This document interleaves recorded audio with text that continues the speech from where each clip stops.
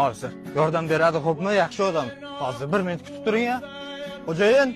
Va qaralaring, mehmonlar kutib qolmasin. Xo'jayin. Assalomu alaykum.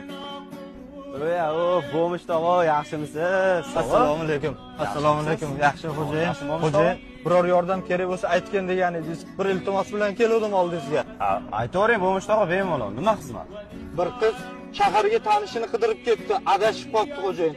Ketishga puli ham yo'q ekan. Hech kim yordam bermayapti, shunga bir yordam bering xo'jayin. Qo'ysangchi, bo'lmish tog'a. Mana bitta boshqa qiladigan ishlarim. Yuringchi. Mana.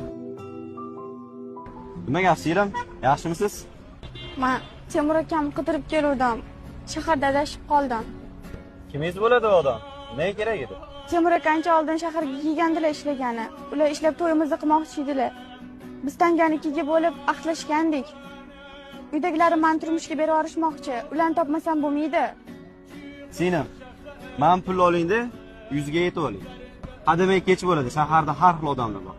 Yuzga yetib oling, yaxshi singlim. Rostdan katta shaharda topa olmas ekanman. Rahmatlilar.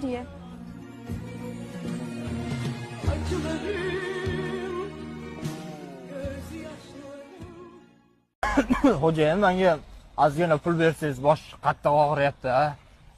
Bo'lmish tog'a, pul bersam ichasiz. O'zi shundoq ham rasxut qildim. Nima qilasiz? Hop.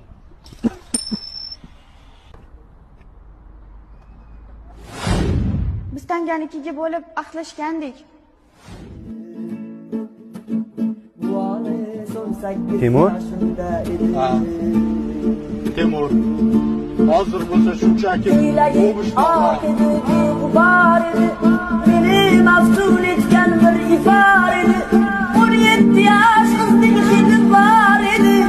18 yoshimda